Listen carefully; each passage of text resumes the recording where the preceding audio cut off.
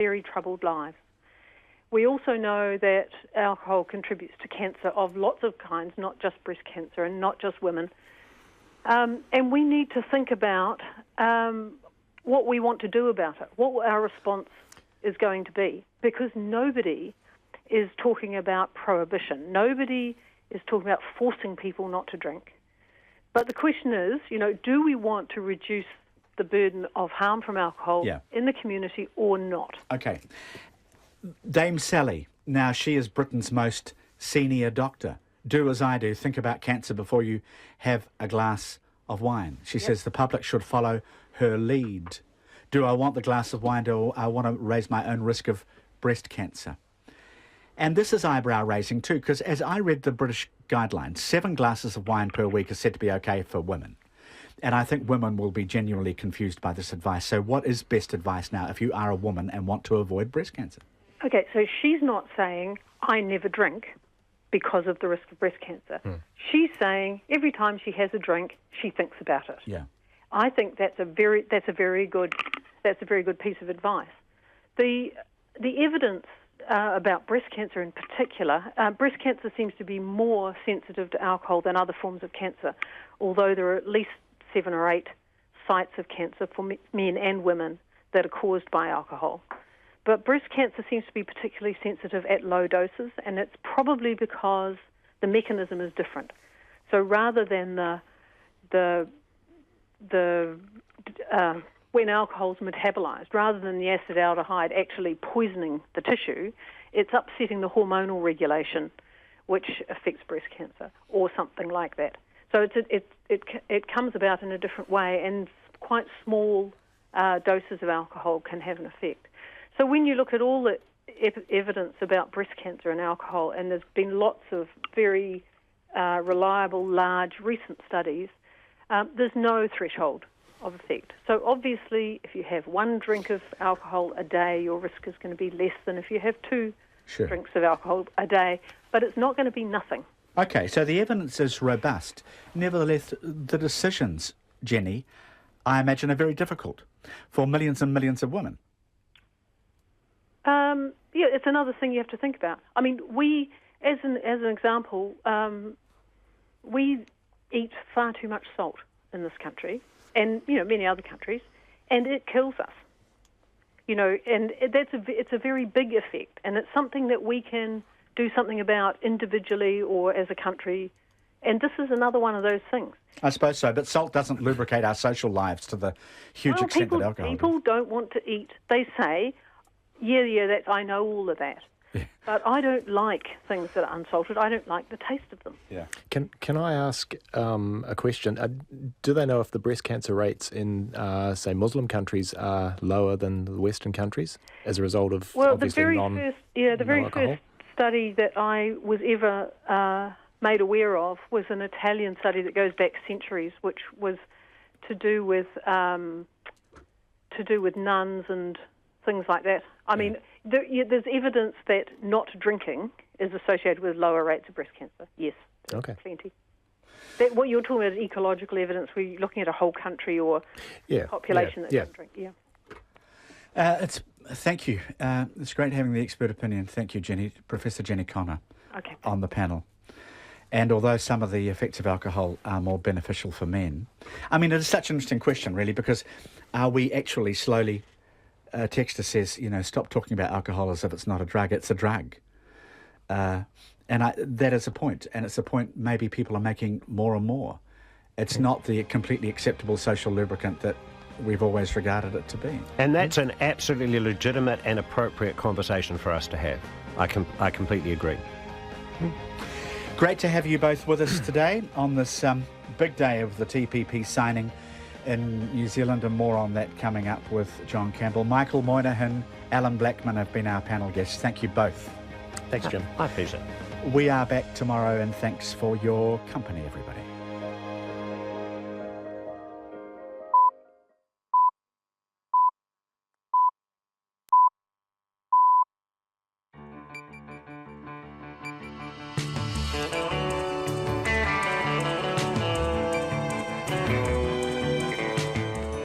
Kia ora everyone, welcome to Checkpoint with John Campbell on RNZ National. We're on the radio, we're screening live on Freeview Channel 50 and streaming live on the RNZ website.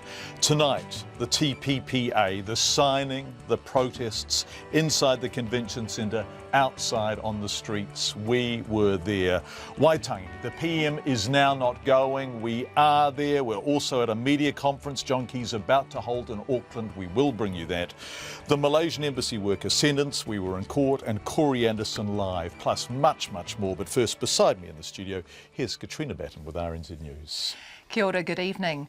The Prime Minister has announced he will not be attending Waitangi tomorrow for this year's Waitangi Day ceremony. John Key says he's sought clarification from Te Ti Marae about whether or not he'd be able to speak on the marae, making it clear he wouldn't attend if he couldn't speak. He says he's received a response, so he won't go. Or he hasn't received a response, so he won't go. Earlier today, Mr Key criticised what he called the Mickey Mouse behaviour of marae trustees, saying he'd received contradictory advice from them about speaking. The government will now start the process of ratifying the Trans-Pacific Partnership Agreement after ministers from the participating countries formally signed the controversial deal in Auckland today. Our economics correspondent Patrick O'Meara reports. Amid tight security at the SkyCity Convention Centre, 12 ministers signed the deal that had been nearly 6 years in the making. The Prime Minister John Key told delegates and media the TPP was a big deal, comprising countries that made up more than a third of global trade. He dismissed protesters against the TPP as confused and misguided. Each country will now begin its own process of ratifying the agreement and bringing it into force, which is expected to take about 2 years. The government will table the agreement in Parliament next Tuesday. This is Patrick O'Meara. The Trade Minister, Todd McClay, was cheered by invited guests when he added the last signature to the agreement just before midday. He says he's confident all 12 nations will now ratify it. This gives us access to 800 million consumers who spend $27 trillion every year. And it just allows New Zealand business and enterprise to play a role and be part of the manufacturing chain that's becoming so important, not only in those countries, but many other parts of the world. Todd McClay. The Transport Agency says all traffic is moving normally around Auckland region after a day of protest during which anti-TPP demonstrators swarmed through the city centre. Several thousand marched up Queen Street. Different groups blocked traffic with sit-ins and hundreds later gathered outside the SkyCity Centre.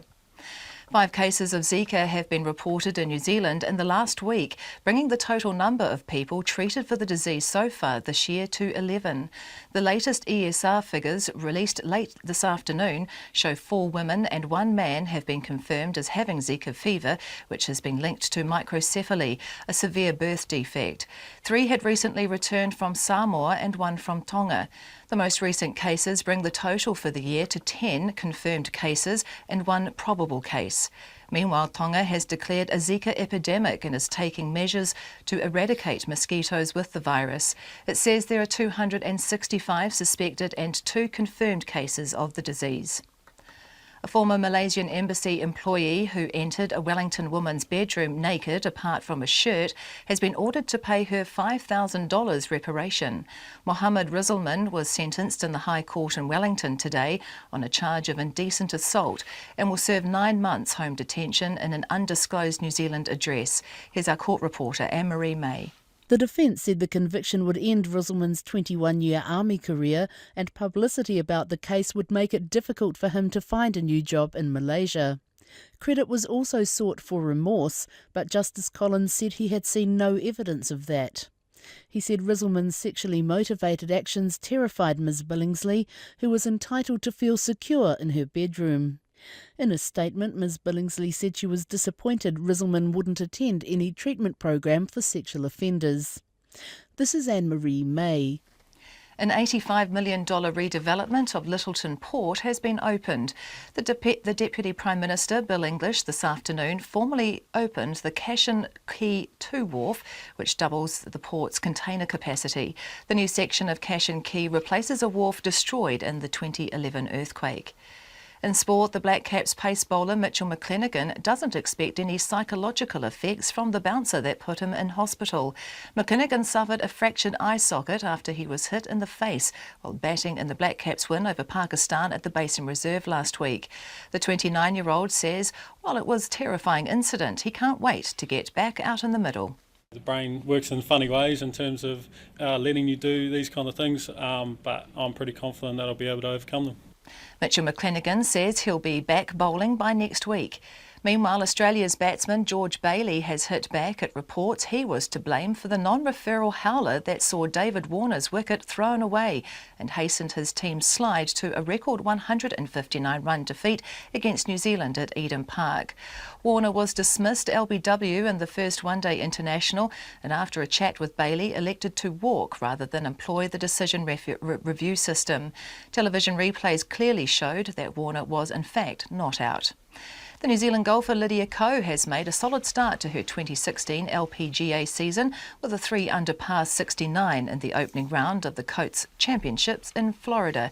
Ko is tied for 8th, 4 shots off the lead. That's the news. The TPP and Māori. The treaty is upheld in TPP, and the impact of TPP on whatever happens under the treaty is simply not a problem. Real fears. The clause is window dressing, that they are protecting Māori rights, when in fact it's a diminishment of our sovereignty. And the unknown. To achieve anything that's a wide-ranging international agreement on trade, you must have the United States involved. And if I look at the protests against TPP, I'd say in a nutshell, they're anti-American. From all angles, Morning Reports with Susie Ferguson and Guyan Espiner, weekdays from 6. Then on 9 to noon, why more and more young people are choosing careers in the gaming industry.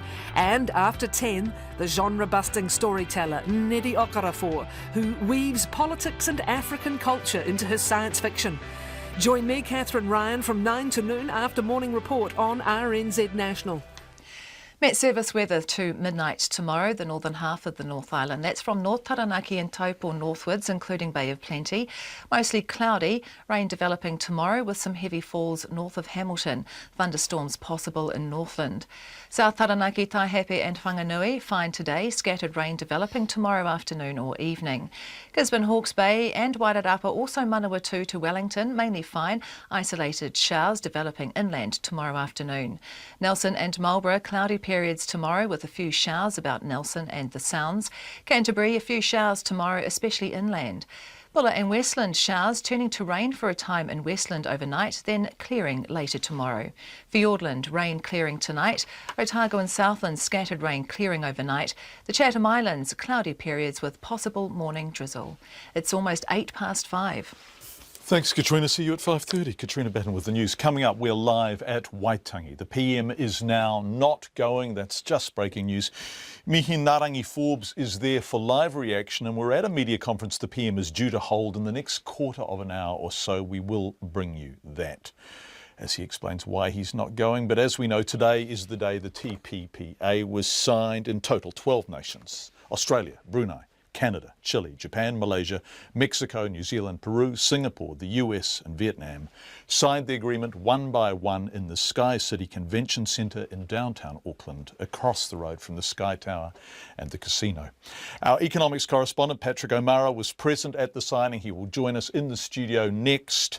But 2 protest marches, the second one numbering somewhere between 5,000 and 10,000 people, began at Aotea Square and made quite different routes to quite different conclusions. I attended both of them. After 6, the second and larger protest. But first, this is how the day began.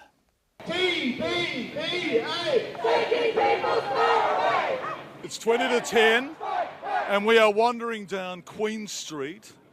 This is the main body of the first of the protest marches, which has left Aotea Square, which is about 400 metres back up the road. We've just passed across Wellesley Street.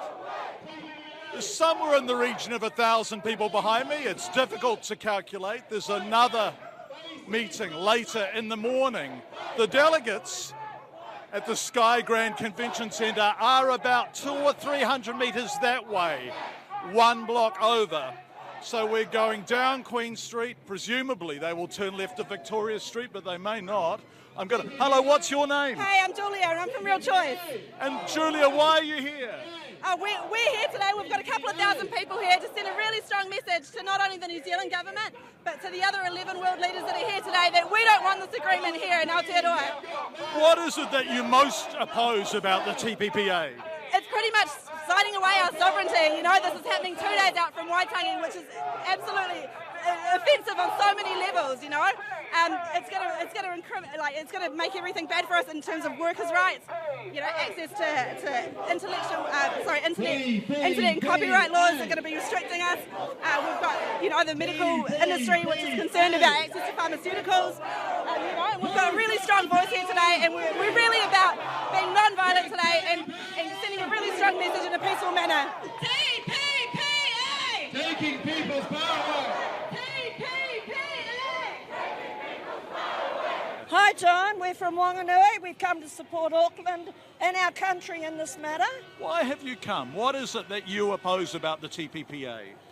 I oppose the fact of the secrecy. We're supposed to be a democracy. And you feel that so strongly you've driven up from Wanganui? Exactly. I have great-grandchildren, John, and I've sat down too long and not done anything. It's just gone 10 o'clock. This is the Sky Tower, if you're watching this. And we are in the very heart of Auckland, coming up Victoria Street. Behind me, the protest that left Aotea Square about 30 or 40 minutes ago. They've walked very slowly down Queen Street and then come up the hill. We're going to go this way, and this over here is Federal Street. There was some suggestion that Federal Street would be blocked, but it's not.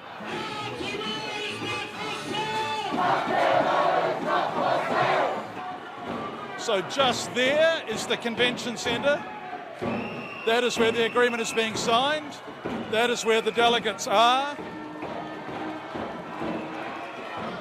Just here is the Sky Grand Hotel, where we believe the delegates have been staying. And as you can see, we'll just go over here, a fairly significant police presence. 30 or 40 police officers along the front of the hotel. And this is the scene they're looking out at.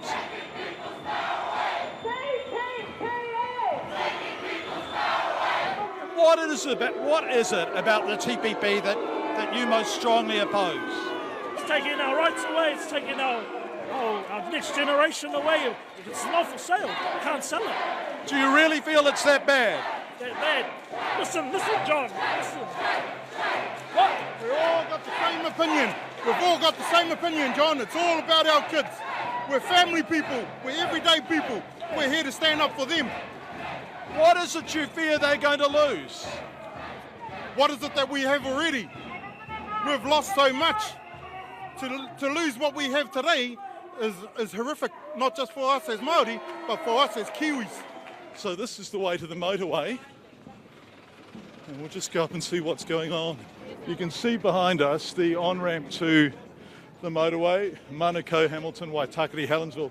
So that's how you get out of town. Effectively, if you want to leave the city and get on the motorway from the CBD, this is the way you're most likely to do it. And if we go here, Alexander, our wonderful cameraman, will be able to see just through here that these cars are now in the process of attempting to do U-turns and go back the way they came.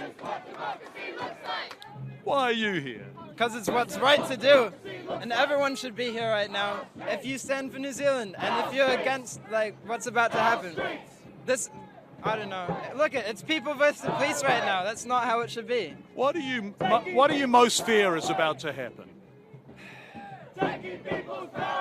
Just that the next time a decision gets made that we should be able to protest, that we're not going to be able to know about it, and that the decision will be made behind closed doors. So your objection is mostly to the fact that this was a done deal? I don't think it should be. I mean, I don't think most people here think it should be. What do you think? I'm here to ask the questions. Where have you come from? I've come from Tauranga. Why did you come? Because I wanted to support my Ngāpuhi whānau. They're not here yet, but when they get here, it's on. You feel that strongly about it? Oh, yeah. definitely. You know, this is about future generations. I don't want my kids growing up in a country that isn't theirs anymore. You know, yeah, it's just a shame that it's come to this, and a lot of our rights are taken away. Different laws have been changed. You know, it's horrible. That was the first and smaller protest. The second and larger protest we also joined, and we will report from that after 6 o'clock. Despite today's TPP protests, the controversial agreement was signed, as we know, of course, by ministers of the 12 countries at the Sky City Convention Centre in Auckland. The Prime Minister, John Key, hailed the deal, saying it was overwhelmingly in the best interests of New Zealanders. And Mr Key had this to say about the protesters we've just seen.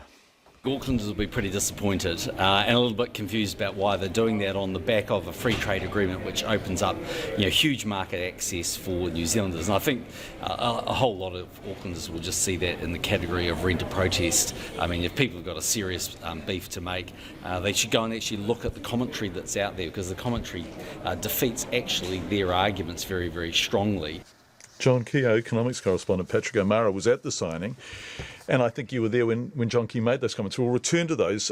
Thank you for joining us, Patrick, in the studio here in Auckland. What was the atmosphere like inside? Oh, well, I mean, in stark contrast to what was going on out there, John, and I was live streaming it, so I was seeing what we were doing, and it felt like I was in a different country, and yet I was only a building or a block away from a lot of what was happening. In fact, for some of the time, probably about 50 metres away, right? Because lots of people on Federal Street sort of standing outside and... Yeah, so I suppose while people were hot and they were bothered and they were angry and there was lots of noise, I was in an air-conditioned, quiet room with a well-behaved crowd, and frankly, we were kicking our heels for a lot of the time, just watching what was going on out there. Can you describe the signing ceremony? Well, I have to say that the signing ceremony, when you're watching 12 ministers go up and sign a bit of paper, get their photo taken and then go sit down again, it's not that riveting. But there was applause at the end of it, and I think they were pleased to get to this stage. I mean, it only just marks the beginning of the next process, That's right. which is the domestic ratification, which will take place over the next couple of years. Fascinating, particularly in the US. Yeah, and I think that's, and we talked to Mike Froman about that, and he, even though there is a lot of concern that actually Congress are not going to do this deal, and you wonder what a new president is going to do in that case, but he was still very confident he can get it through. I have to say, I think it is the optimism of trade ministers. Froman is the lead US negotiator. Sorry, right? yes, absolutely. Okay. John Key describing the protesters as rent a protest, called them misguided, and their claims that the TPP might take their rights away. So they were having to go at him, he was having to go back. Yeah, look, I think that, and he has been adopting a much more belligerent tone, I think, to people who are against TPP. And certainly he came out and describing them as he was there, as sort of like rent a protest. And I think he does a disservice to, is when you were talking to these people, the genuinely held beliefs and concerns that they have in this agreement. And particularly, let's take one example, the ISDS, the Investor-State Dispute Settlement, which is where foreign investors are allowed to sue governments. We can say with that yes, okay, it's going to be an open and transparent process, but it is American designed. It doesn't actually have a appeals process. And we've clarified that this week. Full stop. There is no appeals process, full stop. Yeah. And for precisely that reason, the Europeans are saying we don't want to bar it in our transatlantic. Yeah, that's right. And we know that John Key has also said that actually it's exactly like what's in the China FTA, Free Trade Agreement. That's not true. We know that this actually goes further. It involves 12 countries. Under the China FDA, those are under WTO processes, not these American-led processes, so it's a bit further. And in fact, what we know about these ISDS rules now is that certain countries are trying to get out of them, like Germany and also South Africa. Did the government sell this well enough? It's funny, I've got the text of the Trans-Pacific Partnership here off the New Zealand Foreign Affairs and Trade website. Good on them for putting it up. But the legally verified text of the TPP only went up on the 26th of January. They're signing it on the 4th. Was there a sales job done that is sufficient to kind of quell the sorts of anger that we saw in Auckland today? Well, Mr Key was asked that question during this media conference, and he said there had been, and they had consulted. But I'd have to say my impression is from the tone that he is adopting now, I think speaks volumes that that is not necessarily the case. And I can take my own position in all of this. I mean, trying to get information out of MFAT, who are the lead negotiator for this, it was like trying to get blood out of a stone for the most part. You know, and we were lucky to get information. We couldn't even, you know, with the WikiLeaks things, what we would get is that we wouldn't possibly comment on something that may or may not be true. So I think in some ways they haven't done that sell job, and that is why we're seeing thousands of people protesting. Patrick O'Mara, our economics correspondent, who was there at the signing. Thank you so much, Patrick. We really appreciate it. In an 11th hour decision, which is not unrelated to all of this, Prime Minister John Key says he will not be going to Waitangi this year. Of course, they wanted to talk to him about the TPPA at Te Tii, the Lower Marae. The Prime Minister's office says it's had no response to its letter sent to trustees at Te Tii earlier today. Not quite sure what's going on here. To clarify it, let's ask the best person, Māori Issues correspondent Mihi Narangi Forbes, who is joining us live from Waitangi. Mihi, what is happening? Kia ora, John. I'm joined by Matuari Hari Dagavo, who's a trustee here at Te Tii Marae, and just a short time ago I was actually standing with them when they were told that the Prime Minister had announced that he would not be coming to Waitangi. There has been an issue with it, sending an email, and you can appreciate up here sometimes there's not a lot of service, so that might have been it. Let's talk to Matuari Hari. I guess, are you disappointed with his decision? Well, I think it was the decision first of Ngāpuhi that he shouldn't come. That was overturned, and once you overturn some decision, then in fact he should fulfil the obligations for him to come, based on our kawa only. For me and my kaumātua, my fellow kaumātua, Kingi Taurua, if he were to come, we're leaders here, and our job would be to ensure that his politics, certainly in the House, he can express what they are. But in terms of what the extent of those politics are, in our leadership role, we believe that all the nation should have be exposed to it as well. But in this case here, we're not about exclusive, or exclusive. We want to be inclusive of everyone here. There's going to be a lot of people here today. There'll be a lot of people from the march coming here. And to just simply come here and have what he wants to have, perhaps, and tell us what he thinks the kau is, kore whakai. So I guess what the Prime Minister's office is saying is that he got back to the Marae trustees and he didn't hear back from them. What happened? Oh, I think that's wrong, because the Marae trustees did meet. They've tried to get through a message to him. It hasn't gone through. But in terms of what they have said is that they will come, and the conditions were that certainly he carries the mantle of politics. He will be able to express that. We will have the last right of reply, and our reply will be to answer that, but by the same token, give an expression of our people being here, having the same opportunity. So you wanted him not to have the political speech or the response to the TPP in the wharenui behind us, which is a very old wharenui. You wanted him rather to go to a speaking tent where thousands of people could be. Is that a precedent, or have other Prime Ministers gone and spoke there? Well, no, we've had, for John Key, he's probably ignorant of his peers. Back in the fiscal envelope days, and when I was the Maori Vice President of the National Party, for 2 years I brought Jenny Shipley here. The Honourable Jim Bolger was here. Those days were very, very days of, angst and political quagmire. But at the end of the day, they believed, to respect the House, that they would be whakataud, we'd bring them in our house, we'd give them the blessings of Ngāpuhi, and then they were guided to the tent, and there the discussion took place. Would you have expected the Minister of Māori Development, Te Ururo Flavel, to have been part of these negotiations or conversations, given that in the past Māori ministers have supported the Prime Minister through this period? Well, the worst thing of all, Te Ururo Flavel's from here. He's got part of his whakapapas from here, and he should have been here. 2 is because he's the coalescing partner, Maori Party. They should have been here talking with us, so that we can work through a process of how best we can do that, ensuring that our role is not about being exclusive, being secretive. It's about making sure that the wider interests are there and they can hear what's being said. There are all different views. The Prime Minister has said the toing and froing has been Mickey Mouse. Are you upset with the name calling? Oh yeah, that is typical of this Prime Minister. Stick to really what he needs to be doing. Be honourable. Be, in my view, a Prime Minister that can actually, engage in a proper way with the people. But If in fact he had good advisors there, they would have been talking with us back here. How do we get through such a very, very important, many of them, issues, and how can we work a way through that without trampling on the tapu of our house here, that we can still have politics as part of the day. This is a political forum. I guess the question is, he's still coming to Waitangi, just not to Te Tii.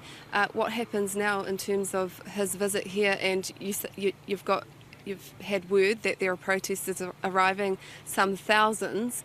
You'll still bring them on? Oh yes, tomorrow we got a roll before he was going to come anyway. And I believe he should change his mind. I think he should be a man, because he came here 10 years ago with a little Maori girl. I'm sure he can't even remember her name anymore. Aroha. She was the Aroha, she was the well, he can't, I remember her. And the viewpoint was this, that if he came in, he would be honourable to Maori and to our marae. So I think he should still be honourable and come. But if he doesn't come, well, I'm not going to cry about it, neither is my taumata. The point is, what I'm saying is that he's still there, he will be going across the bridge, and irrespective of where he goes in Waitangi, for these next 24 hours or so, the protest will follow him. I'm sort of saying he should have been here, if in fact he wants to honour ngā puhi. E te matua tēnā koutou katoa mō kōrua whakaaro kānui tēnā. Well, John, the next 24 hours will be very interesting. I know that the Prime Minister has an appointment at the museum at 3 o'clock tomorrow afternoon, so let's just see, and he's got a meeting with the Māori iwi leaders as well, so we'll have to see what happens. Thank you so much, Mahimi Ngānagi Forbes. Now, what does the Prime Minister say about why he isn't going? Well, the moment we have his media statement, his media conference, we will bring it to you. Why isn't he going? The time is 26 minutes past 5 on Checkpoint. Coming up next, the sentencing of Malaysian Embassy employee Mohammed Rizalman, and later in the program, the Black Caps demolished Australia at yesterday's One Day at Eden Park, and I think it's no overstatement to use the word demolish. Boy, that was a comprehensive victory. Corey Anderson joins us live. We're going to talk about the vibe in the team at the moment. This is a team on the up and staying there. Plus, the government commits $4 million to Whangarei's Hundawasa art project. Whangarei? Good. I didn't know they had one. Whangarei, and of course the far north too. Further north. I'm just talking nonsense because I think Brent Edwards is going to join us on the phone from the Prime Minister's former political editor and now news director. Brent Edwards is going to join us from the Prime Minister's media conference. Brent, are you there? Yes, I am, John. It's just finished. Actually, the Prime Minister's just walked out. Right. What did he say? Look, John, he said that essentially he's not going because he was going when he got the invitation, but then they received another letter yesterday essentially saying from the trustees of the Te Tii Marae that he could go, but he couldn't speak about TPP. He says that's a gagging order. They wrote back, gave the trustees until 4 p.m. today to respond and clear that up. They haven't had a response, he said, to his office, and therefore on that basis he is not going because he says effectively that's a gagging order on him and he's not prepared to go under those circumstances. OK, that does seem to be disputed from Te Tii itself, where they say he was welcome to speak, obviously, in the tent. I think that the people there wanted the right of reply, but John Key is saying that there were restrictions about what he was allowed to talk about. Yeah, I mean, he wanted to in the meeting house as he's done in the past, and I guess that's the thing at dispute. He said he wanted to be welcomed as he has in the past and have the same speaking rights that he's had in the past. And I guess the idea of pushing him off to a tent, his words were that respect goes both ways, that he's respected the protocols of the marae, but they weren't showing respect to him. OK. This seems to have been quite a dramatic change in the last hour or two. Any explanation as to why? Well, he makes that point about the change. He's not prepared, he says, to go under those circumstances. He also did talk about the possible threat of violence. He said some senior kaumātua on that marae had expressed the view that they would encourage and incite riots if he did talk about TPP. He said he couldn't go under those circumstances and put his security people at risk. Now, I did ask him whether he had been gauging public opinion on the matter, and he told me that National had done no polling on whether he should go to Waitangi or not. Okay, thanks. Brent Edwards, thank you so much. So Brent Edwards, our former political editor and now news director, live from the Prime Minister's media conference. It does seem at odds with what we were hearing from the Te Tii Marae itself. We need to clarify, I suspect everyone who listens to RNZ National knows this, but of course Te Tii is the lower marae and the proceedings there are always the day before Waitangi itself. Waitangi is a much more ceremonial day. The waka come in early in the morning and it's a much more informal commemoration, a much more set-piece occasion, I guess. Te Tii, much more political, the preceding day. That is what John Key will not be attending. Some difference of opinion about what he was allowed to do and where he was allowed to do it. But this is all breaking. And speaking of breaking, here is Katrina with the 5:30 headlines.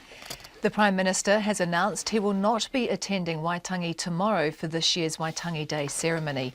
Earlier today, John Key criticised what he called the Mickey Mouse behaviour of marae trustees, saying he had received contradictory advice from them about speaking at Waitangi. The government will now start the process of ratifying the Trans-Pacific Partnership Agreement after ministers from the 12 participating countries formally signed the controversial deal in Auckland today. The signing of the TPP deal at Sky City attracted protests by thousands of people. A woman whose Wellington home was invaded by a Malaysian military attaché is disappointed the man has not been ordered to attend a sex offenders treatment program. Mohammed Rizalman has been ordered to serve 9 months home detention and pay $5,000 in reparations to Tanya Billingsley for emotional harm. The Ministry for Primary Industries says 3 mosquitoes of the kind that carry the Zika virus have been found at Auckland International Airport in the past year. The ministry says the mosquitoes were dead when they were found by routine border inspections. Meanwhile, Tonga has declared a Zika epidemic. A formal investigation is underway into whether the luxury passenger ship Azamara Quest struck a rock in Tory Channel in the Marlborough Sounds late last week. The Transport Accident and Investigation Commission has received an incident report saying the ship struck the rock on January the 27th, and investigators have been on the ship for the past couple of days gathering information. A former senior staff member of one of Hamilton's top schools who stole almost $800,000 from the school is now facing fresh legal action from Sky City Casino. Tessa Fiona Grant has admitted using fake invoices to fleece Waikato Diocesan School for Girls and will be sentenced next month. That's the news. I'll have more news, sport and headline and weather at 6 o'clock. Yes, there's lots and lots of stuff breaking, Katrina. We look forward to an update on the Prime Minister's decision not to go to Waitangi. Katrina Batten with the news. I'm just being passed scripts, but I don't need them because I'm about to talk to Nona Peltier about business. And Nona, as always, it's great to talk to you. The New Zealand dollar went off today. Why? Well, it went off actually overnight. It was another, very calm day, first of all, in the New Zealand market, considering the incredible volatility that occurred overnight. And what sparked it was really, I guess around 4 a.m., there was some data that was released in the United States, which showed that the economy was softer than people were expecting. That was sort of a broad economic indicator. So that really spooked the market, and it followed on the heels of some comment by the president, the New York president of the Federal Reserve, the U.S., and who really seemed to be putting the idea of interest rate hikes on hold in the U.S., and that saw the U.S. dollar fall quite dramatically. Probably, I think, according to some measures, the biggest fall since 2008, 1998. Big number. And that, in turn, caused the commodity prices to soar, really. And oil, first and foremost. Oil, gold, and you name it.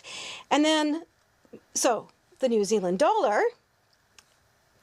rose to almost within a hair of 67 US cents. Holy moly, but this is not a reflection on New Zealand per se, it's actually about weakness in the US. And also, once again, and we keep talking about this, how easily spooked the markets are at the moment. Yeah.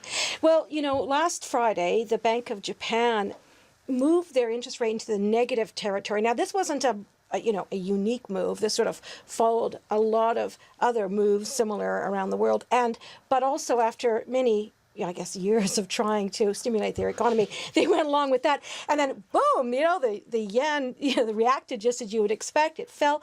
However, it's back to where it was on Friday. And, of course, there's been a lot of commentary about, what does this really mean? What does it really? It's nuts, man. I tell you, there's not very... but again, let's not forget that yesterday the Reserve Bank governor in New Zealand took a wait-and-see approach to what's happening in the global market and really emphasized that it really has to impact New Zealand. And what we've seen today in New Zealand is not very much. Graham Wheeler was cautious yesterday, wasn't it? Wasn't he? In other words, he kept his cards very, very close to his chest. But gosh, you can see why in this context, can't you? It's hard. Okay, right. I mean, you're trying to second-guess the world. You're trying to second-guess Japan. You're trying to second-guess China. You're trying to second-guess the US. No one can do that. Yes, and so we're going to see some more volatility overnight because the couple more members of the US Federal Reserve are going to be speaking. One in particular is going to, they're going to be watching very closely because she was rather bullish and thought that that the U.S. should raise interest rates sooner than later. And if that tone has changed, we're going to see even more reaction. Okay. What are the? So we've done the dollar, haven't we? Yes, but we have. The dollar's eased back somewhat to 66.7 U.S. cents. So that's been fairly stable all through the day, even though we had comment from two more assistant governors of the Reserve Bank. Nothing really mattered. In fact, one of the governors gave a speech and he thought he'd like to see the New Zealand dollar go lower, and so big deal, nothing happened. And the New Zealand markets, they ended very little changed, just up 4 points to 6,138. Australian dollar, 92.8 cents. Nana Peltier, thank you so much, as always. Uncertainty is very much the theme in our market discussions at the moment. Thanks, Nona. 5:36 is the time. Let's talk about something wonderful. The New Zealand cricketers shocked Australia in their first one-day at Eden Park yesterday, beating the visitors by a mammoth 159 runs. Now, for people who don't follow cricket, that is a whopping. Put into bat first, the Black Caps scored 307 runs in their 50 overs. Eden Park, though, relatively small boundaries. The Aussies surely would be up to the task. Nope. The New Zealand bowling attack demolished them, dismissing the entire team for 148 in less than 25 overs. Corey Anderson, Black Caps all-rounder, joins us on the phone now. Corey, are you there? Yeah, I am. How good did that feel yesterday? Yeah, it was pretty good to be a part of it, to be honest. It started bringing back memories of the pool play during the World Cup as well, when those wickets started falling, and it was just I think myself and the rest of the crowd, I think, started getting sort of the memories back and everything. It was pretty cool. That's lovely, getting the memories back. That self-belief is really there and accessible for this team at the moment, isn't it? Yeah, it definitely is. I guess we've always been a strong team at home, and I think we've probably got most of our confidence from playing away and touring. That we've competed against the top sort of test-playing nations in their own conditions and sort of taken it to them as well. So that's where I reckon we've got most of our confidence from, and to come back home and obviously have the crowd backing you and everything like that just makes it even better. Yeah. This is interesting. The Aussies rank number one in the world in the one-dayers, aren't they, Corey? I think they are at the moment. Yeah. Well, they're obviously world champions. Yeah, of course. After the loss. And let's not forget how formidably strong they were in that final, playing at home. You play what? You must be getting up to sort of 40. It's 41 days for the New Zealand team now for the Black Caps. I think I'm around there. Yeah. Around that area. And is this self-belief? Because what often happened with New Zealand cricket teams, and there were great ones in the past, but they fluctuated wildly, and so they would go from the sublime to the ridiculous. What we're seeing now is real consistency. What's going on in the team? Why are you so good so often? I think there's definitely been occasions where we could have fallen over and collapsed, and I guess you could look at the Pakistan game not that long ago, obviously in Wellington, and we could have been all out 150 somewhere in there, but one or two guys have always put their hand up. Truly. Whether it's the tail, whether it's the bowlers, whether it's some part-time they're coming in, whoever it is, someone's always put their hand up, and I think that's the beauty of it as well. It hasn't just been, I guess at the moment, obviously Guppy scoring a truckload of runs, and Kane and Brendan always sort of, I guess, fights fire with fire, but someone else pipes in with Ross getting runs, or hopefully myself every now and then, but Grant, and then the bowlers always chip in, and I think everyone's taking onus on their jobs, and I think it's one of those things you always want to come off the field and look each other in the eye and sort of realise that you've all done your part and you've all taken part in a win. Corey Anderson, congratulations. Thanks for joining us, Corey. We really appreciate it, and good luck for the rest of the series against the Aussies. Corey Anderson, Black Caps all-rounder. The Black Caps fast bowler, Mitchell McLennan, you'll remember he got just whacked through the visor of his helmet. He's spoken to reporters today for the first time. He was hit in the face during that Pakistan cricket series. Really nasty old blow. He was taken to Wellington Hospital after the ball made it through his helmet grill, hit him above the eye, fracturing his eye socket. He says he's lucky the injury wasn't worse. It was a shock to kind of see the damage, how bad it was, and getting the plates was a bit of a shock as well. Hoping that the job that he has done is going to mean that I'm going to be able to move forward and still play the game that I love. How close was it, Mitch, to any more sort of serious damage? Yeah, not far away. It went very, very close to going into my brain. I had fragments in the sinus cavity, so the 2 plates were put in place to reinforce the orbital bone, and then they took a few fragments out which they couldn't fix to the plates. What's your memory like of it? So as soon as I got hit, first thought was, why didn't I hit it? Second thought was, got a ball inside my helmet, and then when I was trying to get it out, my conscious thought was, can I see? I obviously realised that the impact was above the eye, and seen a few cases where people haven't been able to make a comeback from that. So it was conscious, can I see? Calm down as soon as I knew that I was able to see out of the eye. I hadn't lost vision, and What are we talking recovery time, Mitch, and how will it affect your training heading towards World T20? I've got the all clear. I'm going in to just see a specialist tomorrow and set a plan in place. I've had a meeting with the surgeon yesterday. He's pretty happy for me to start doing some light exercise in a couple of days and progressing to bowling within a week. With the helmet, Mitch, would you like to see New Zealand cricket get rid of all the old helmets and replace them with the standard new improved ones? They give you the option, and they do strongly recommend that you do use the new helmets.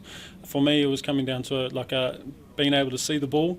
I felt in more danger when they came in of just not being able to see through the gap with limited time to get used to it.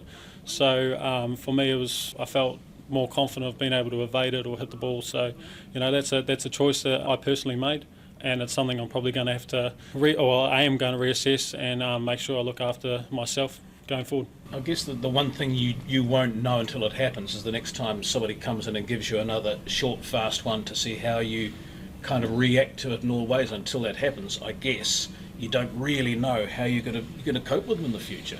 To be honest, I always laughed at the guys at training. It's like, if you want to get me out, just bowl full and straight, because I can't see the full ones. So if you want to knock me over, just bowl full and straight, and I'm going to play straight around one. So it's the short stuff which you can generally get out of the way.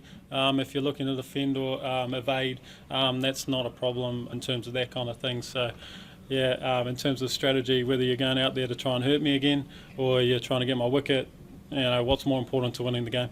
Mitchell McLennan speaking for the first time since he got that nasty old blow through the visor. Lots more coming up about the TPP after the news at 6 o'clock. We're going to join the bigger protest of the day, the one along Queen Street at lunchtime, and we're going to talk to Todd McClay. How does he respond to what the protesters say their biggest concerns are? But let's change the subject entirely. A former Malaysian embassy employee has been ordered to serve 9 months home detention and will pay $5,000 to his victim after being convicted of indecent assault. Mohammed Razuman was sentenced in the High Court in Wellington today after unlawfully entering Tanya Billingsley's home in May 2014. He entered her room without his trousers and underpants on after defecating outside her house. The Crown had claimed the defecation was part of a black magic love spell, but the defence lawyer, Dr. Donald Stevens, says it was simply a toilet emergency. Our court reporter Anne-Marie May was at the sentencing. In an earlier ruling, Justice Collins found Rizzleman had a sexual motive in following Tanya Billingsley home. Today he told the court there were several key factors to the offending, including Rizzleman's state of undress when he entered the victim's bedroom and the fact he didn't leave until she grabbed a knife. You deliberately followed Ms Billingsley to her home and you waited outside her house for a long period of time.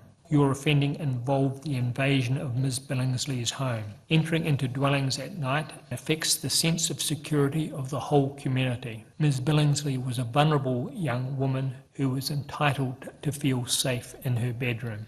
The defence lawyer, Dr Donald Stevens QC, said the case was unusual as it didn't involve any sexual touching or sexual assault. There is nothing to suggest that Mr. Riselman's intent was to sexually assault Ms. Billingsley in the event that she did not respond favourably to his sexual interest. And the Crown's acceptance that there was no intention to force himself in a sexual sense means that there was no intention to commit a sexual assault. Dr Stevens said Riselman had written to Tania Billingsley acknowledging the wrong he had done and offered her reparation for emotional harm. He said the offending was out of character and the conviction will have a severe impact on his client, who will likely be dishonourably discharged from the army, ending his military career. The publicity the case has attracted is probably going to make it very difficult for Mr. Riselman to obtain alternative employment in Malaysia, which obviously is a very serious consequence for a man with young children and has to be a very substantial penalty in itself. Dr Stevens sought credit for Riselman's remorse, but Justice Collins said a feature of an earlier hearing was the defendant's startling lack of remorse. When you gave evidence before me, I was struck by your lack of insight into your offending and your lack of appreciation as to the impact of your conduct upon Ms. Billingsley. Observations of you at the time are borne out by the pre-sentence report that indicates that you show regret but complete lack of acknowledgement of risk associated with your offending. Justice Collins convicted Riselman and issued him with a warning under the 3 strikes legislation. Riselman will serve his home detention at an undisclosed address in New Zealand. In Wellington for Checkpoint, Anne-Marie May.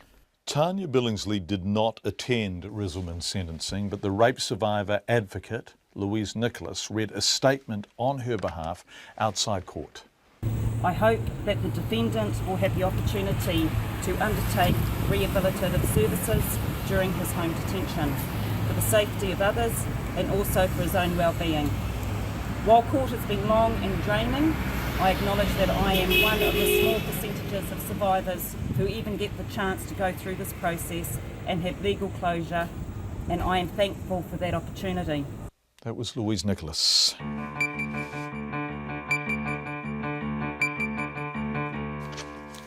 (6:13) on Checkpoint. There's elation in the north today at news the government is backing the long-awaited Huntawasa Art Centre in Whangarei. The Economic Development Minister, Stephen Joyce, has announced a grant of $4 million for the project. Lois Williams reports. Mr Joyce made the big announcement in Kerikeri today at the launch of an action plan aimed at transforming the Northland economy. He said the Whangarei MP Shane Reti had convinced him to back the Huntawasa by talking about nothing else for months. But I want to congratulate Shane for his work, and today can announce as part of this launch that the government will commit $4 million to that development. The late great Austrian artist Friedensreich Huntawasa offered the design for a building at Whangarei's Town Basin Marina in 1993, and the idea was revived years after he died in 2000. The quirky, colourful design has always been controversial, and the project all but imploded a couple of years ago because of bitter council infighting. But after a community referendum supported the building, the council allowed a local trust, Prosper Northland, to pick up the challenge of building it. The Trust's been hoping the government would come to the party, and this morning Mr Joyce made their day. He told the crowd the Huntawasa building will be a unique and iconic attraction that will create 70 jobs during the build and 30 jobs once it's open. It adds to the story of why people should visit this most beautiful part of the world. It's a great project to be involved in, and we're thrilled to be part of it, and I hope that that helps it get it over the line as quickly as possible. Prosper Northland says it still needs to raise another $6 million to build the Huntawasa. The revised cost estimate, because of the delays in decision-making, is now just over $16 million. But the Trust and its chair, Barry Trass, are elated with the government's contribution. We're just over the moon. It really validates our belief in the project, having government to come on board like this. 4 million is a lot of money for this region, and it just proves they've vetted our proposal and they've scrutinised it, and they believe in it as much as we do. So it's great. It's great for us. Mr Trask says the government grant is a vote of confidence that will encourage other organisations and philanthropists to donate. And one captain of industry who's just emerged as a champion of the Hundertwasser is Sir Ron Carter.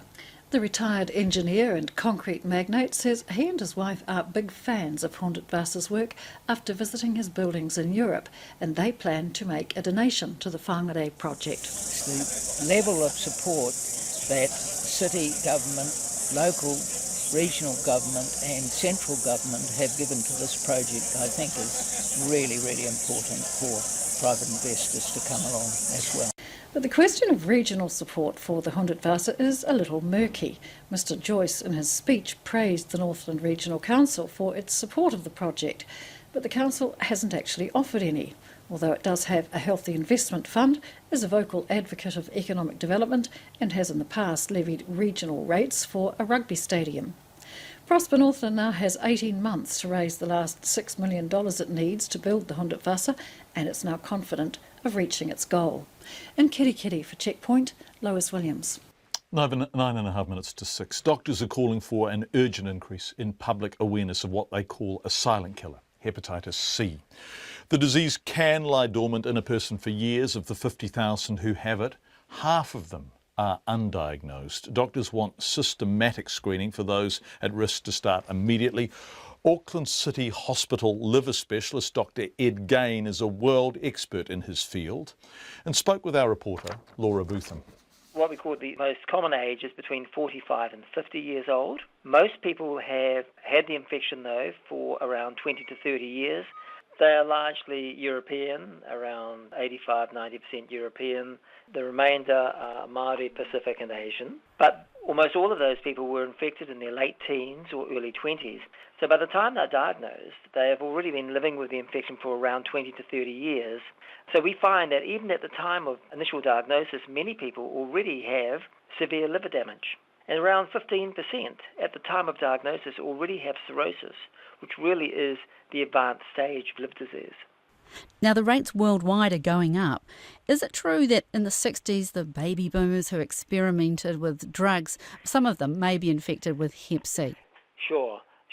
The major risk for hepatitis C infection now is previous experimenting with injecting drugs, and it may be only on one occasion, and unfortunately they are unlucky enough to be exposed to hepatitis C, and they end up with lifelong infection.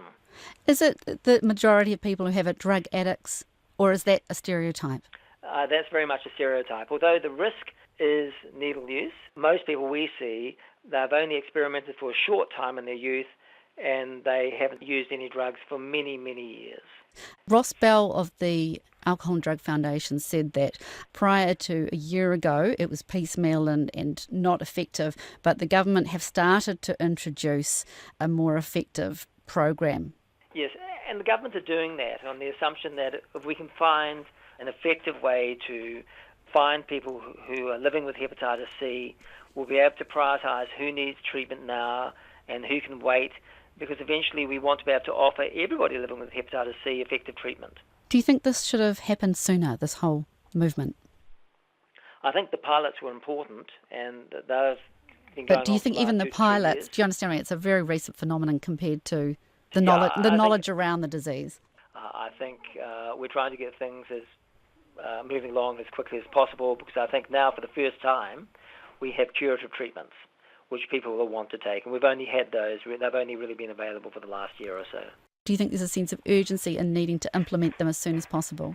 Yes, I do, because I think if we can get out there and find people with unknown hepatitis C, and we can see those who have the most severe liver disease, they can be put in follow-up, they can receive treatment first, and lives will be saved. I just think it's important for the general public to know that anyone at risk for hepatitis C in the distant past, such as any recreational injecting drug use, any tattoos outside licensed parlours, any blood transfusions prior to 1992, go and get tested. Liver specialist Dr Ed Gain talking to RNZ's Laura Bootham.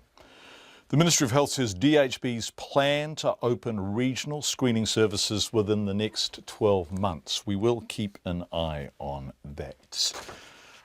6 minutes to 6. We're going to come back to the TPP at length after the 6 o'clock news, but let's have a total change of pace and subject just prior to more of the big stuff. Wal Daly is a man making the most of his retirement. The 71-year-old is making 700 pet coffins a year as more and more pet owners choose to get their pets cremated rather than burying them in the garden.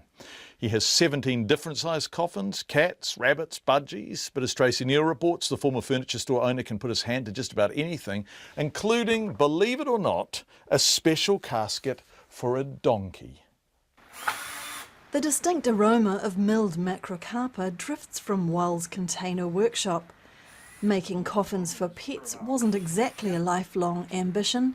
It happened by chance. I own my own furniture store and I got quite ill, and so I retired from being in the furniture business. As I got better, I would make farm gates. And a friend of mine down the road had just purchased Heaven Sent pet cremations, and he had a casket that needed repair. So he came down and he said, could I repair it for him? I said, yes. And I said, I think I could make these. They're made in cube size. Wal makes up to 700 a year, or about 2 1/4 each day. It takes me just over an hour to make one casket. And that would be depending on the type of pet, wouldn't it? Not really. It depends on the timber, because some timbers are much harder than others. I make them in custom wood and paint them white, pine, macrocarpa and remu. While the coffins are designed to carry the ashes of the family cat, budgie or rabbit, Wal once made a coffin for a donkey and an oak casket for his friend's dog, Misty.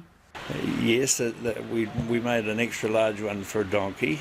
I also made one for a friend of mine who used to come to Rotary, and he used to bring his dog to Rotary meal in the Savoy restaurant in Dunedin. The dog would sit up at the table with everybody else, and that was appreciated by all. It costs several $100s for a pet coffin, but Wal's cut from that is only minor.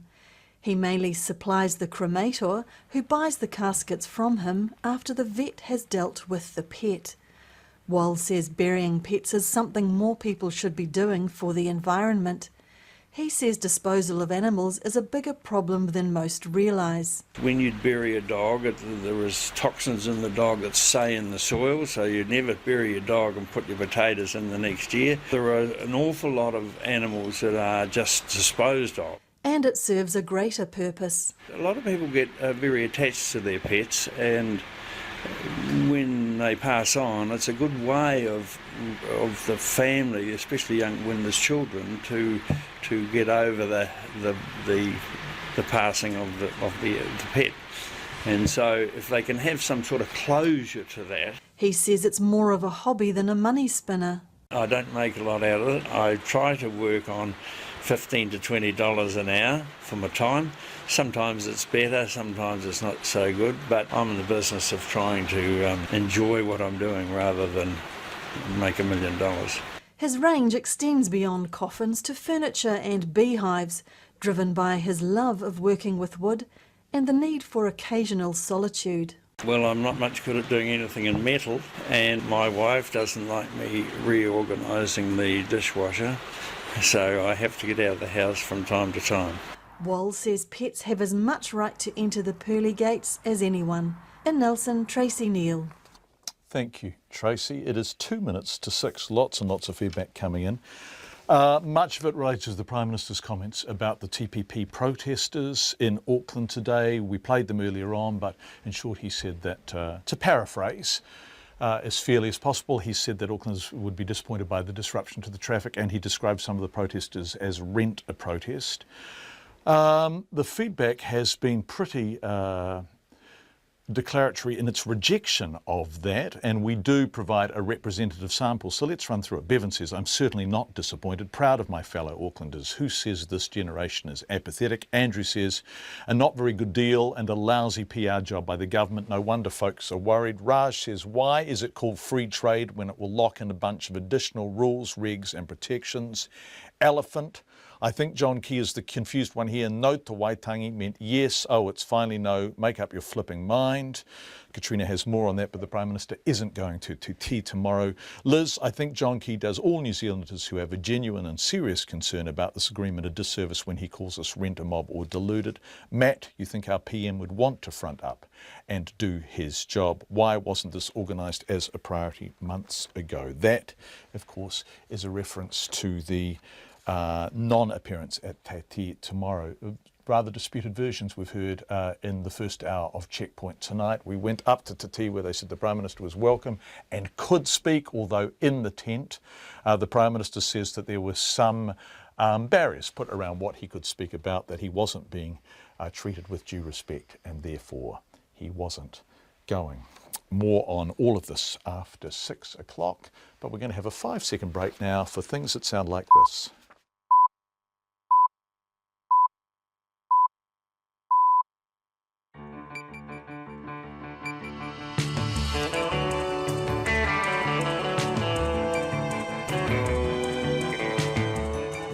Kia ora everyone, you are of course with Checkpoint. I'm John Campbell, this is RNZ National. Thank you for being with us on the radio, screening live on Freeview, streaming live on the RNZ website. However you're here, thank you for coming. Tonight, well, in the next 30 minutes, protesters turn out in droves opposing the TPP. We hear from the second and larger march after the news. And what does the Trade Minister have to say? Todd McClay joins us live. Air New Zealand makes an investment that will make flying into Queenstown easier, and the Zika virus does spread into Tonga. But first, here's the news with Katrina Batten. Ngā mihi nui, good evening. The Prime Minister has announced he will not be attending Waitangi tomorrow for this year's Waitangi Day ceremony. John Key says he sought clarification from Te Tii Marae about whether or not he'd be able to speak on the marae, making it clear he wouldn't attend if he couldn't speak. He says he hasn't received a response, so he won't go. Well, I've been very keen to go. I gave a commitment that I'd go every year. Pretty basic commitment around what you would expect, the opportunity for the government to turn up, to have its particular message of the day and to engage, and we wanted to do that. But I can't go and I won't go to Waitangi with a gagging order on me. The Prime Minister John Key. One of the organisers of today's demonstrations against the Trans-Pacific Partnership in Auckland is declaring the protest action a huge success. Politicians from 12 countries signed the trade agreement at the Sky City Convention Centre this morning. Several thousand people marched up Queen Street in protest, and others blocked off streets and motorway access points. A spokesperson for the lobby group Real Choice, Julia Espinosa, says the protest made its point. We've done it in a really effective manner. We've had our police liaisons telling us that they have never seen such an organised protest, and that they're really impressed at the fact that we were able to shut down such a mass area for so long and maintain peaceful, which is just fantastic. Julia Espinosa. However, a protester from Northland says she was shoved over a barrier and had her head stood on by police officers. Bonnie Cook was among a dozen or so people who staged a sit-in on a key motorway link and were physically removed by the police. She says she was assaulted while being removed from the road by 6 officers. They just jumped on top of me, 6 of them. One of them stood on my head, and that chief right there was the one that shoved me straight over the fence. Bonnie Cook subsequently joined other sit-ins in the CBD, but says she'll feel sore in the morning. A woman whose Wellington home was invaded by a Malaysian military attaché is disappointed he's not been ordered to attend a sex offenders treatment program after being convicted of indecent assault. Mohammed Rizelman has been ordered to serve 9 months home detention and pay $5,000 in reparation to Tanya Billingsley for emotional harm. Outside the High Court in Wellington today, the survivor advocate Louise Nicholas read a statement on behalf of Ms Billingsley.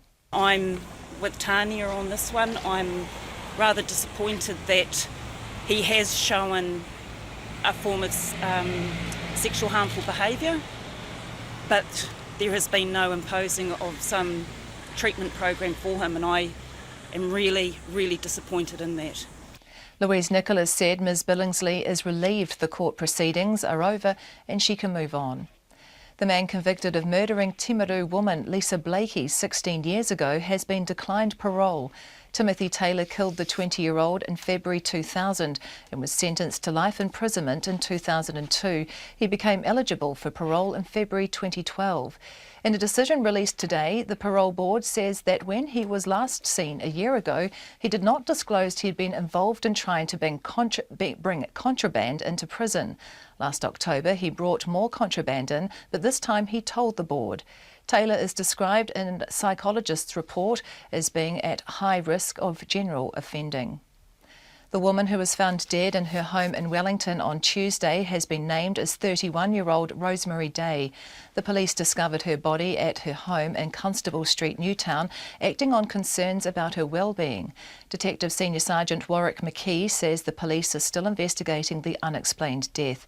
He says the initial results of a post-mortem today are inconclusive and further analysis will be done. The only son of the infamous British aristocrat, Lord Lucan, has been granted a death certificate for his father more than 40 years after he disappeared following the murder of his children's nanny.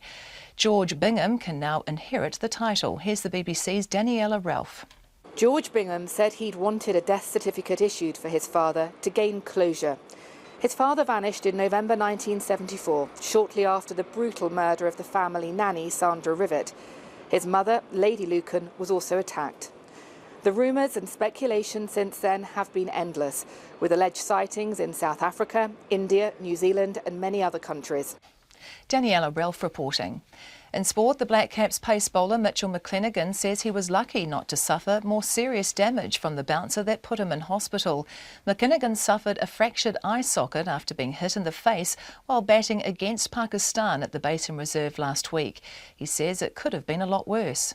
It went very, very close to going into my brain. Had fragments in the sinus cavity. So the two plates were put in place to reinforce the orbital bone. Mitchell McClenaghan will be back bowling next week. Meanwhile, Australian coach Darren Lehmann has recovered from deep vein thrombosis and will link up with his ODI squad in Wellington on Saturday. Highlanders coach Jamie Joseph has named All Blacks Waisaki Naholo and Lima Sopoaga in his starting team to face Dan Carter's Racing Metro Club in Hong Kong on Saturday night. However, captain Ben Smith and halfback Aaron Smith will miss the match, while Malakai Fekitoa will come off the bench for the Southerners. And controversial rugby player Quade Cooper has been left out of Australia's squad for this weekend's leg of the Sevens World Cup series in Sydney, despite flying home for the tournament. That's the news. Tonight on Nights, fandom and the Lord of the Rings. Why do folk travel the world to be photographed in front of a house made out of a hill on a dairy farm down the road from Matamata? And why do they think it's so pure? Didn't they see the runoff in the nearby rivers? Lorna Piatti Whanau has been following the followers. And this week's cultural ambassador, Miles Buckingham, celebrates Bob Marley's 71st birthday on Nights with me, Brian Crump, after the news at 7 on RNZ National. Met Service weather to midnight tomorrow, the northern half of the North Island. That's from North Taranaki and Taupo northwards, including Bay of Plenty. Mostly cloudy. Rain developing tomorrow with some heavy falls north of Hamilton. Thunderstorms possible in Northland. South Taranaki, Taihape and Whanganui fine today. Scattered rain developing tomorrow afternoon or evening. Gisborne, Hawke's Bay and Wairarapa. Also Manawatu to Wellington. Mainly fine. Isolated showers developing inland tomorrow afternoon. Nelson and Marlborough, cloudy periods tomorrow, with a few showers about Nelson and the Sounds. Canterbury, a few showers tomorrow, especially inland. Buller and Westland, showers turning to rain for a time in Westland overnight, then clearing later tomorrow. Fiordland, rain clearing tonight. Otago and Southland, scattered rain clearing overnight. And the Chatham Islands, cloudy periods with possible morning drizzle. It's almost 6:08. Thank you very much indeed, Katrina. Let's update that story. Katrina had the Prime Minister saying he's not prepared to go to Te Tii at Waitangi tomorrow if he can't speak. John Key says he sought clarification from Te Tii marae officials about whether or not he would be able to speak on the marae. Mr Key says he hasn't received a response from them, so he won't go. Earlier today, Mr Key criticised what he called the Mickey Mouse behaviour of the marae officials, saying he'd received contradictory advice from them about whether or not he could speak and where he could speak. Here's what he had to say at a media conference in Auckland a short time ago.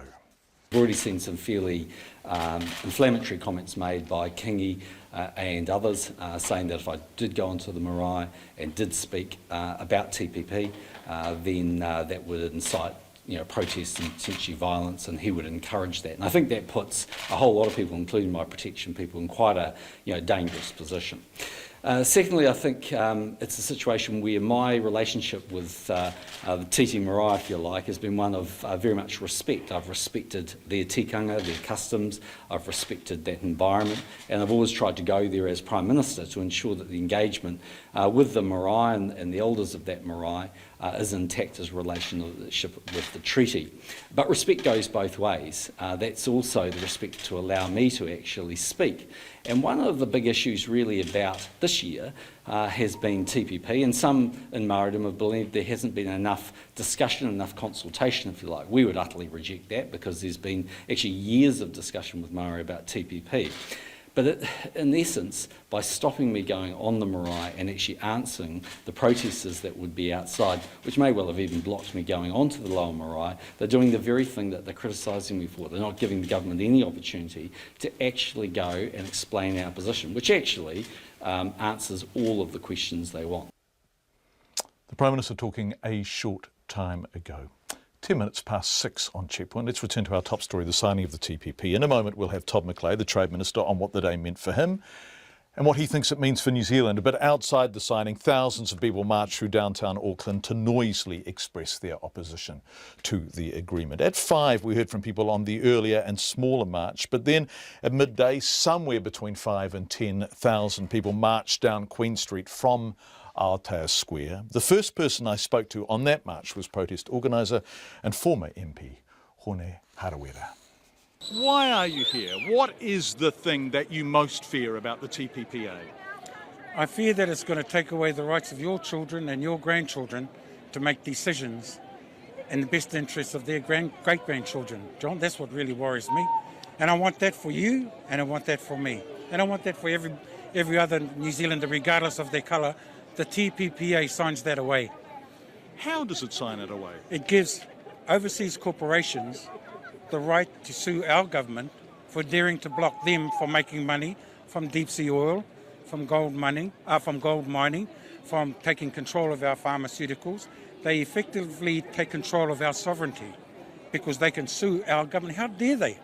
If our government says no deep sea oil, it should be no deep sea oil.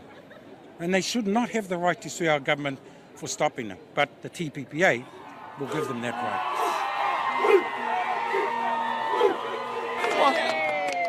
Why are you here? I'm really concerned about the loss of sovereignty on the TPPA, and I'm here to protect the rights of my grandchildren. Do you often go on protests? I do often. Oh, do you? I don't protest just for the sake of protesting. Oh, it means you give a damn about things, I right? do. I give a damn. I'm an activist, I suppose. And so what has provoked your activism in this respect? In other words, what is it about the TPPA that you most object to? The lack of consultation with the opposition parties and the public of New Zealand. The secrecy. It's just not right. Hello, who's this little one? I'm Christian. His name's Christian. And is Christian your... Yes, he's my son. He's yeah. beautiful. Congratulations. Thank you. Why are you and Christian here? I'm here for his future, so he has the right to, I don't want anyone to make decisions for him, and so when he's older, it doesn't stop his future from, flourishing, so, yeah. Do you really fear that that's at risk? It won't happen. There won't be any effect for us like in the next 10, 15 years, but when he's older, he's my age, you just don't know. I just don't think it's right to give people outside our country the right to make decisions for us. So, yeah, I do feel that. Yeah. Hello. Hello. Why are you here? The same reason everybody else here, and it's fairly clear from the placards what the issue is. But specifically, what is it about the TPP that you are most concerned about? If it's one word, it is sovereignty, and that's what you're seeing here, and that's why you're seeing a lot of Maori here. There's a lot of Māori, isn't there? Yeah, but they understand what it's like to lose sovereignty. Yes, I mean, in terms of per capita representation, they're punching far above their weight. Yeah, they know what the issues are. The middle class, with their low interest rates and their rising house prices, don't. Why are you on the march? We're marching for the TPPA for our taonga. And what is it that you fear? I fear that we will lose all rights for our country, and as Māori, New Zealand is really treasure to us. and we don't deserve to lose our land. John keeps bringing us downhill, right downhill. He says he's not. He's absolutely thumping the table and saying, I'm not, this is not going to do the thing you fear. He is. He's all wrong, and we fear our country is just going to go downhill. We the people have a right to speak. We the people can talk, you know. He tangata, he tangata. It is people. This is Wakahuia performing. So look, we're filming it. So tell me who is here.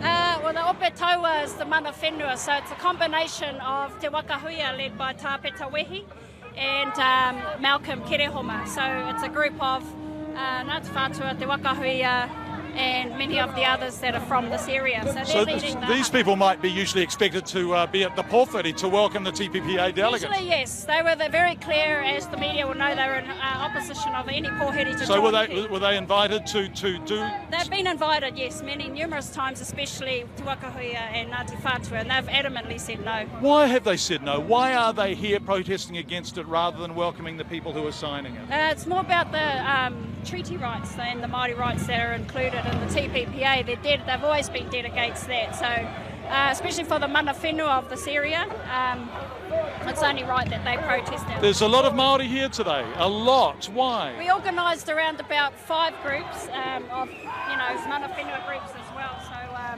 Ruben Taipari led the hikoi from Waitangi, and then met up with Hone and Annette's mana group in Tāmaki last night. And then we organised with the mana whenua to lead them on, as this is rightly their whenua. So they're here today and not at the pōwhiri.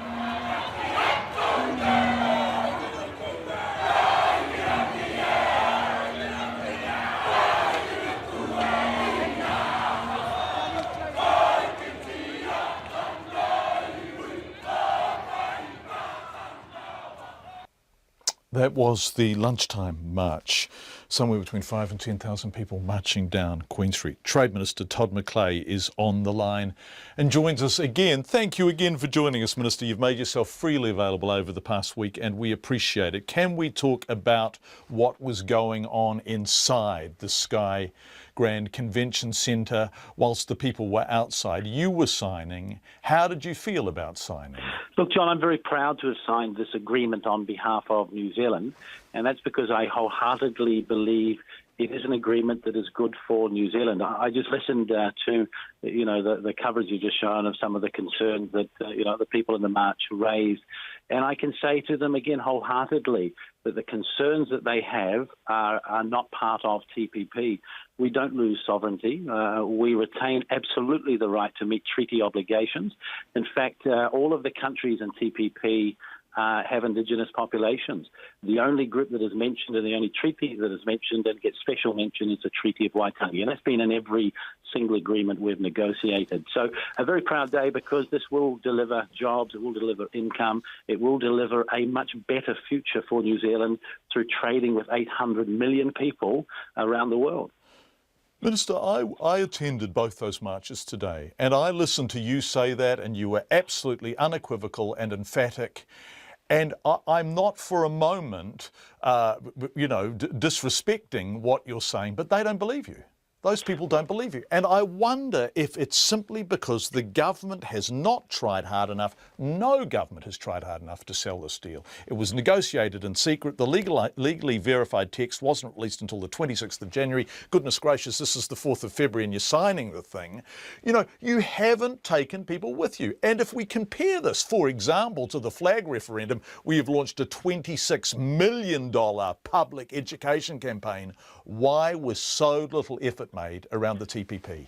Well, no, John, I don't agree with that. A lot of effort has been made, but you mentioned that the legally verified text was only released a week or so ago. I released it as soon as it was available. It's 6,000 pages, and we must consult with the 11 other countries to make sure they also are happy. But you must remember that the actual text of TPC was released straight after signing, and that was last year that it was released. The NIA, which is the document that is always produced under any government that does an analysis of an agreement that will go to Parliament, has been released early. I think from memory, the first time I can see released before it went to Parliament. So I do accept that there are people who are concerned. There will be people who are confused.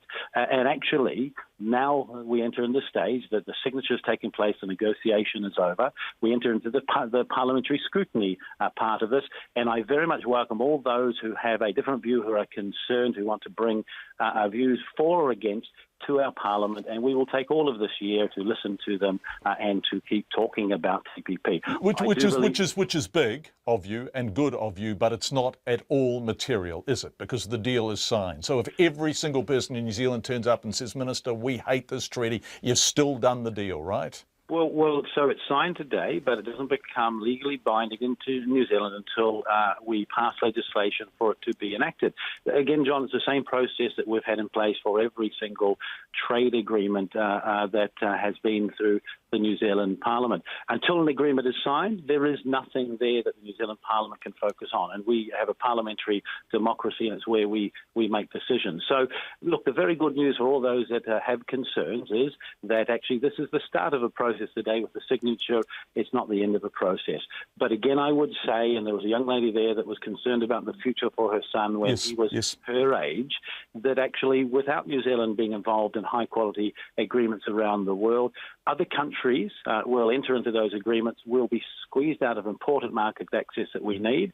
But that's not the reason that we've signed up to TPP. We've signed up to it because our negotiators have negotiated a very high-quality agreement that is good for New Zealand. Gosh, how do you persuade the people on Queen Street today of that? Well, look, we'll continue to talk with them this year. I mean, the issue that was raised there around the iwi is a very important one. I met with iwi leaders as a new minister last week in my office. I've written to them today to explain the agreement further and offered that the officials and I are available to them. That's a conversation that will continue. Incidentally, a lot of Māori businesses have come out and said there are significant trade benefits to Māori through TPP, but they have some concerns about fully understanding the treaty provisions. And so that will be a conversation that we'll have. We're going to be running roadshows around the country. Now, these are not advertising roadshows. This is something that we do with every trade agreement, to talk about the agreement more, to explain it, and to help business and industry get ready for it when it enters into force. We'll do more of that with TPP than probably would be the case with other agreements, because it's 800 million people and it's 12 countries. It's the biggest agreement we've been involved in, and we'll use the parliamentary process. So we're going to keep talking. I view the day as the start of that process, not the end of it. Trade Minister Todd McClay, who has come on to be interviewed every time we've asked him this week. Thank you very much, Minister. We do appreciate it. We did put in a bid for the Prime Minister this evening, but he declined our invitation. 21 minutes past 6.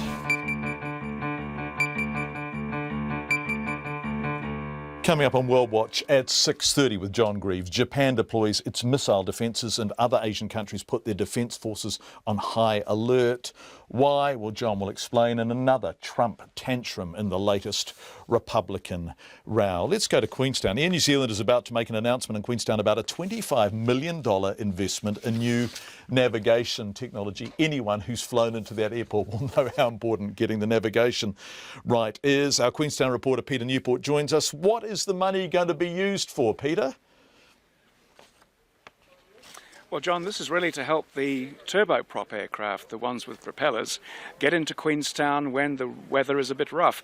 At this venue in the Gippsland Valley, we expect to hear in about half an hour's time that they're going to be upgrading those propeller planes, the ATR aircraft, in a global first, so that they can come in here when the cloud is low and when the conditions are especially difficult. And this will mean that all of Air New Zealand's fleet can now land in Queenstown regardless of how overcast or whatever the conditions are?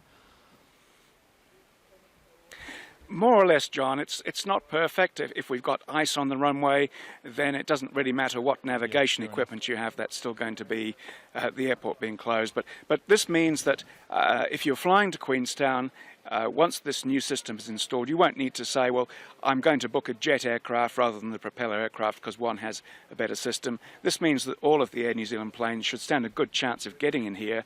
It's a beautiful approach, as you know, but it's also one of the most challenging and risky in the world. Yeah. Does this put pressure on other airlines to match Air New Zealand's lead here, Peter?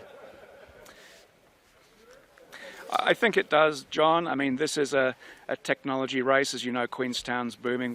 We're having over 60 flights a day coming in here now, and they're expanding that into night flights coming up this winter. So yes, I think everybody who wants to play in this market is going to have the best technology as a must-have, and this announcement expected here shortly is going to put more pressure on Air New Zealand's competitors to match them in this space. Peter Newport, thank you so much. Peter, live from Queenstown on Live View. Looks like a beautiful evening down there, as it so often is. Finally tonight, Cirque du Soleil has been watched by more than 155 million people in 300 cities around the world since its inception in 1984. Man, that's successful. Cirque's night stage show is Quidam.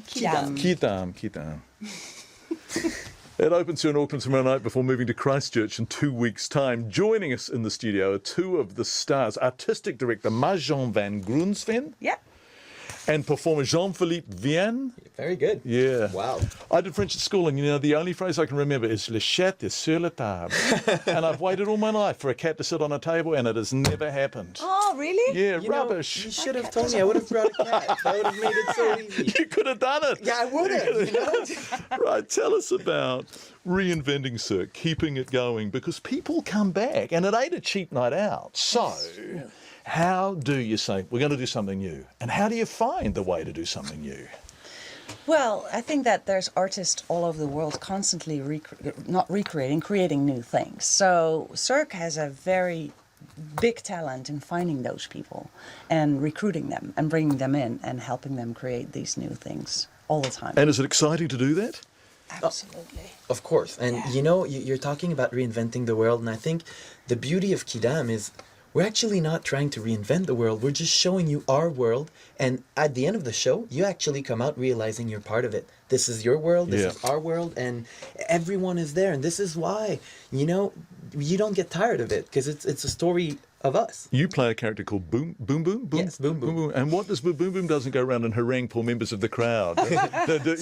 Boom Boom is actually a very interesting character in the story of Quidam.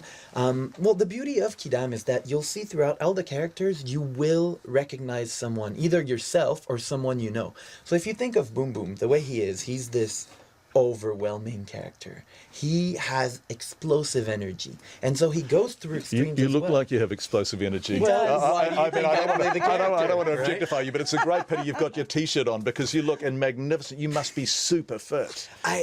You know what? Maybe I think playing this character actually changed me more than, you know. I guess I was born to play this character, but at the same time I also learned to express my energy way more throughout this. And Boom Boom can look super happy and 5 minutes later super angry, but he's one of the most honest character you'll ever meet. And once you watch the show, you can always go, oh yeah, no, that reminds me of so and so. Yeah, nice. So much of modern entertainment is about a willing suspension of disbelief, isn't it? When we go to the movies, we know it's not real. We know they're just pretending. We know that person didn't. But actually, at the circus, it happens. For real. For real. Yeah, there's no way around it. There's no way around it. Exactly. If you can't do it, you don't do it, right? That is correct. And is that where the wonder lies? Is that why people keep coming back? I do believe so, because it's really raw. You go there and you kind of anticipate maybe what's going to happen, and then you just already in your mind you go, they're never going to do it, and then they do it, and you go, oh my God. And you get the gasp from the crowd, don't you? Yes, this is the most fantastic. Which you don't get at the movies. I guess sometimes, but not like here. Not like here. That's true. Okay, how long have you been travelling with Cirque for? Myself for 8 years. Yeah. Yeah. And where are you from originally? Holland. Okay, so how often do you get home? Once a year, maybe twice. And you just love it. So God, you must get bored of this question, but you really ran away and joined the circus. Absolutely. And you must love it. Absolutely. Look at the kind of people I get to work with. They fill me with energy every day. It's wonderful. The energy is absolutely requisite, isn't it? Yes. Because actually that's part of the joy of the circus, is the sense that these people are kind of almost supernatural, the performers. Truly. Yeah. I guess it's hard to say that when you speak about yourself, but you know. Yeah, well, yeah. No, but I think it's the passion. Like everybody chooses to be there very consciously. Right? Now, Jean-Philippe, I've got a bit from your bio here. It says you're a culinary tourist. I am. Yeah. So you were eating your way around the world. How are you enjoying the food in Auckland? What have you tried? Actually, I haven't tried anything because we just arrived last night. Oh, right. I'm brand new in Auckland. Yeah. There is talk about we're organizing a wine tour on one of the islands not too far next Monday, possibly. Yeah. But I will also do my own research. I like to do my own research and find my own restaurants. Yeah, you'll be heading up to Waiheke Island, I presume, to have lunch over there and drink some wine. Yeah. Can I warmly recommend some oysters, New Zealand oysters? I don't know what's in the season. And I love oysters. Oh, yeah. You know, whenever I'm in a city, I try and look up what restaurant there is. And I'm not looking always for the most expensive one, but for the most local one. You know, where do people here go? I don't want to know about, you know, the big brand that everyone talks about. I want to know, like, Monday for lunch, where do you go? You know, nice, that little like. street place. In 30 seconds or less, how long have you been with Cirque for? I have been with Cirque for 8 years, but 5 years on the road with this show. 5 years? Yeah. New Zealand is actually my 43rd country. And you've still got a sparkle in your eyes. You have to. And you know what? We talk about this and the energy and what it takes, but for me, the spark in the eyes comes from performing for the audience. Yeah. You can put me on rehearsals, ask me to do stuff, but my best moment ever is actually to react to the audience. And this is why there's never a show that I do the same way. Every show's unique. Okay, sorry, 20 seconds, and and they cut us like the guillotine. Does the audience react to different things? Absolutely. Oh, fantastic. And it's different everywhere too. Oh, absolutely. The culture, you can feel the culture through the audience. Thanks for coming in. Cirque du Soleil is opening in Auckland tomorrow night and then moving to Christchurch in a couple of weeks' time. Lovely to meet you, Mo. Thank you very much indeed. Quite a good way to end this evening. A bit of escapism. Here's World Watch. You're listening to RNZ National. We're at 6:30.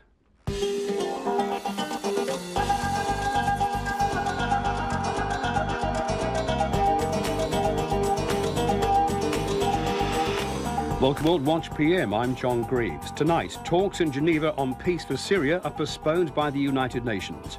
Churches in Australia risk prosecution for offering sanctuary to asylum seekers.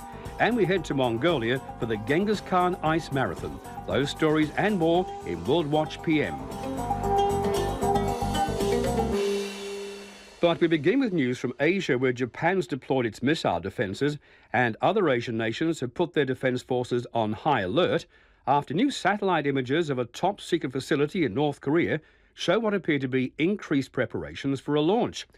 It comes after Pyongyang informed the United Nations that it'll launch a satellite, but as we reported yesterday, many believe it's a cover for a ballistic missile test. CNN's Pentagon correspondent Barbara Starr has this report. North Korea could launch a long-range rocket in a matter of days. Pyongyang calls it an Earth observation satellite on top of a rocket. Few are buying it. Nations across the region, including the U.S., on high alert. The U.S. has advanced Aegis radar warships and aircraft stationed. The Air Force Cobra Ball spy plane and U.S. radars in Japan also on watch. The first sign on the launch pad may be fueling of the rocket. Once that happens, launch is imminent. China, one of the few governments North Korea talks to, is weighing in. We hope the North Korean government will exercise caution and restraint in their actions. They shouldn't act in a way that could escalate tensions on the peninsula. The Secretary General of the United Nations called for the launch to be scrapped. International shipping across Asia has been warned in detail of the path of the potential satellite launch. After launching from North Korea, the first stage is supposed to drop off into the Yellow Sea, west of South Korea. Then a shroud covering the satellite will drop into the East China Sea. And the second stage is planned to fall into the Philippine Sea before the satellite goes into orbit. Defenses are being deployed in Japan, which is not along the path. Patriot missiles are in place to shoot it down if it goes off course. In Guam, the U.S. has longer-range missile defenses called THAAD, which could also be called into action. Barbara Starr. Trade ministers from 12 Asia-Pacific nations have signed the controversial Trans-Pacific Partnership in Auckland today amid large and vocal street protests. The signatory nations' parliaments now have 2 years to ratify the agreement. In Washington, the White House had advocated for the deal, saying it has clear economic benefits. But US lawmakers aren't so sure. Our correspondent Priscilla Huff has the American perspective from Washington. Congressional leaders are looking at the Trans-Pacific Partnership with a skeptical eye. Following a meeting between U.S. President Barack Obama, Speaker of the House Paul Ryan, and Senate Majority Leader Mitch McConnell, the lawmakers said they have concerns about the TPP that must be addressed before final approval. White House spokesman Josh Earnest. It's a complicated process. We are not yet at a place where the president has forwarded the agreement to Congress for their ratification. The agreement covers about 26% of global trade and upwards of 40% of American imports and exports alone. The Obama administration has said the TPP is the centerpiece of America's economic rebalancing to Asia and can help boost regional integration. But development experts say, actually, it is unlikely the average American will feel any impact of the TPP once it's ratified. Kimberly Elliott is with the Center for Global Development. Well, I think from the perspective of the overall U.S. economy, the TPP will probably not even be discernible in terms of its economic effects. There will be, some sectoral effects, so some job losses in some sectors and gains in other sectors, but the overall impact, I think, will be quite small. The deal took months of intricate negotiations, with each of the 12 nations concerned about specific sectors, such as Canadian timber and dairy, or Japanese cars, or labor practices in Vietnam. Jeffrey Schott of the Peterson Institute for International Economics thinks, on balance, the TPP is a good thing. Now, that doesn't mean that everybody will benefit. On balance, it's a big positive. But for some communities, some industries,